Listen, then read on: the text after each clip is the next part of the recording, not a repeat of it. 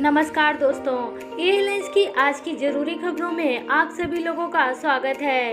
आज की इस वीडियो में हम फिर दोबारा से आपको बताने वाले हैं दुनिया की सभी एयरलाइंस और आपके ट्रैवल से क्या क्या खबरें निकल कर आ रही है। उससे पहले आपको बता दें कि आज का वीडियो उन लोगों के लिए काफ़ी ज़्यादा जरूरी रहने वाला है जो कि एयरलाइन से ट्रैवल करने वाले हैं या फिर एविएशन की न्यूज़ से खुद को अपडेट रखने वाले हैं। तो वीडियो को आप पूरा देखते रहें ताकि आपको आज की पूरी जानकारी मिल सके। एयरलाइन से सबसे पहली और सबसे बड़ी खबर आ रही है डोमेस्टिक फ्लाइटों के किराए को लेकर। आपको बता दें कि भारत डोमेस्टिक फ्लाइट के किराए का फेयर बैंड 5% से बढ़ाने वाली है। यदि ऐसा होता है तो आपके फ्लाइट के किराए में 5% की बढ़ोतरी देखने को मिल सकती है। इससे पहले भी भारत सरकार ने फरवरी महीने में लोअर बैंड 10% और अपर बैंड को 30% से बढ़ाया था, जिसके बाद फ्लाइट का किराया जो कि मिनिमम 2000 होता था वो बढ़कर 2200 रुपये हो गया और इसके अलावा मैक्सिमम किराया जो 6000 का था वो बढ़कर 7500 रुपये का हो गया। आपको बता दें कि जब मई महीने में कोरोना वायरस के चलते डोमेस्टिक फ्लाइट को लिमिटेड तौर पर ऑपरेट करने की अनुमति दी गई थी, उस समय भारत सरकार फेयर बैंड को लेकर आई थी, जिसमें कि हर एयरलाइंस कंपनी अपना मिनिमम किराया 2000 और मैक्सिमम किराया 6000 रुपये तक रख सकती थी और एयरलाइंस कंपनियां इससे ज़्यादा फ्लाइट का किराया ना तो कम कर सकती थी और ना ही ज़्यादा कर सकती थी। लेकिन अब क्योंकि कोरोना ख़त्म हो रहा है और सब कुछ नॉर्मल हो रहा है तो अब भारत सरकार इस लिमिट को धीरे धीरे बढ़ा रही है, या फिर आप ये बोल सकते हैं कि इसको ख़त्म किया जा रहा है। अगली खबर की तरफ चलते हैं जो कि आ रही है गल्फ देशों से उड़ानों को चालू करने के लिए भारत सरकार लगातार कोशिश कर रही है।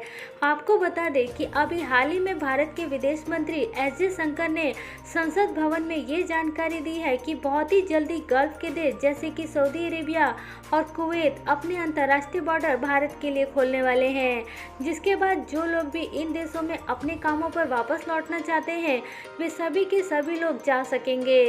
आपको बता दें कि इस समय बहुत सारे भारतीय हैं जिनकी नौकरियां सऊदी अरेबिया और कुवैत जैसे देशों में फंसी हुई है, लेकिन इन देशों के द्वारा अंतर्राष्ट्रीय उड़ानों के ऊपर प्रतिबंध लगने के कारण इन सभी लोगों की नौकरियां धीरे धीरे जा रही हैं और ये सभी लोग अपने कामों पर वापस नहीं जा पा रहे क्योंकि ये सभी नियम दूसरे देशों के द्वारा लागू किए गए हैं, जिस कारण से भारत सरकार भी इसमें कोई मदद नहीं कर पा रही। अगली खबर यहाँ पर स्पाइस जेट से आ रही है। स्पाइस जेट अपने सभी कस्टमर्स के लिए फुल रिफंड का ऑफर लेकर आई है।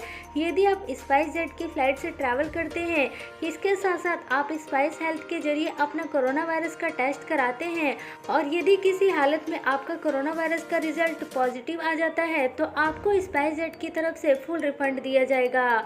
जी हाँ दोस्तों, यहाँ पर स्पाइस जेट ये नया ऑफर लेकर आई है सभी पैसेंजर्स के लिए जो भी पैसेंजर्स स्पाइस जेट से ट्रैवल करने वाले हैं। आपको बता दें कि यदि आप स्पाइस हेल्थ से अपनी कोरोना वायरस का टेस्ट कराते हैं तो वो आपको केवल 300 रुपये में ही पड़ेगा। अगली खबर की तरफ चलते हैं तो friends, travel agent company Ease My Trip का बीते कल शेयर मार्केट पर लिस्ट डाउन हो गया है और इसके शेयर के पहले दिन के ट्रेडिंग सेशन में 11.4% की उछाल देखने को मिली। इसके बाद ईज माई ट्रिप का शेयर 208 रुपये तक पहुंच गया। आपको बता दें कि कोरोना के इस मुश्किल समय में भी ईज माई ट्रिप अपने आप को शेयर मार्केट पर लिस्ट करा पाई है और इसके साथ साथ इस कंपनी का शेयर लोगों ने ओवर सब्सक्राइब भी कर लिया था। इसके बाद दोस्तों, अगली खबर जो आ रही है वो गोवा से मॉस्को की नई उड़ानों को लेकर आ रही है।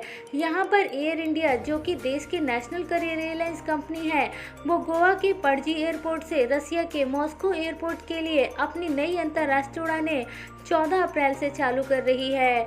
आपको बता दें कि एयर इंडिया की नई उड़ान एयर बबल्स एग्रीमेंट के तहत चालू की जाएंगी, जिसमें कि सभी पैसेंजर्स जो भी रसिया से गोवा आना चाहते हैं या फिर गोवा से रसिया जाना चाहते हैं वो लोग आसानी से ट्रैवल करके जा सकेंगे।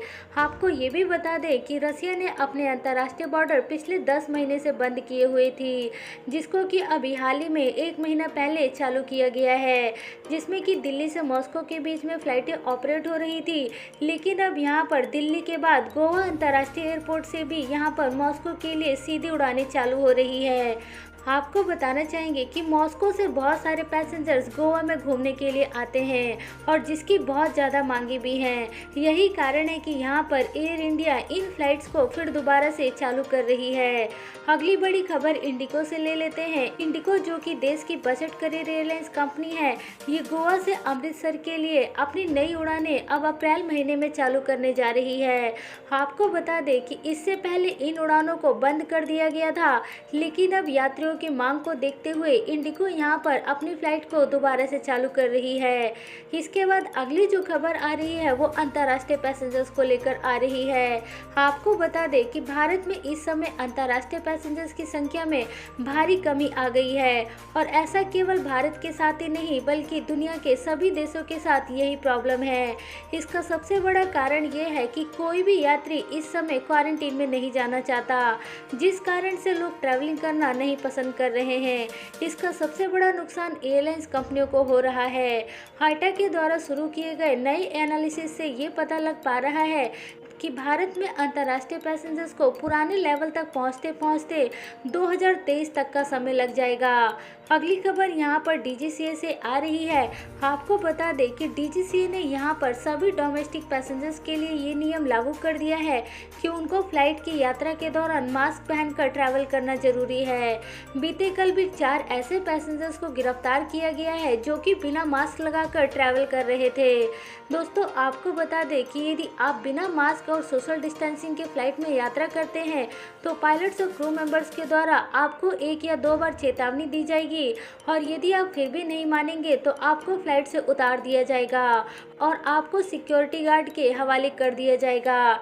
डीजीसीए के द्वारा ये नया नोटिफिकेशन अभी हाल ही में जारी किया गया है, जब हाई कोर्ट की तरफ से डीजीसीए को फटकार लगाई गई थी।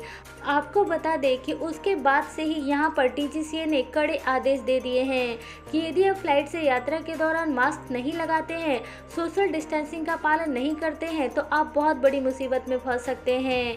इसके अलावा अगली बड़ी खबर यहाँ पर एविएशन फ्यूल से आ रही है। आपको बता दें कि भारत में बढ़ते हुए एविएशन फ्यूल के दामों से इस समय इंडिगो और स्पाइसजेट जैसी एयरलाइंस कंपनियों को काफ़ी ज़्यादा नुकसान हो रहा है। इन कंपनियों के शेयर प्राइस में भी गिरावट दर्ज देखी गई है, जिसका सबसे बड़ा कारण है तेल के बढ़ते हुए दाम।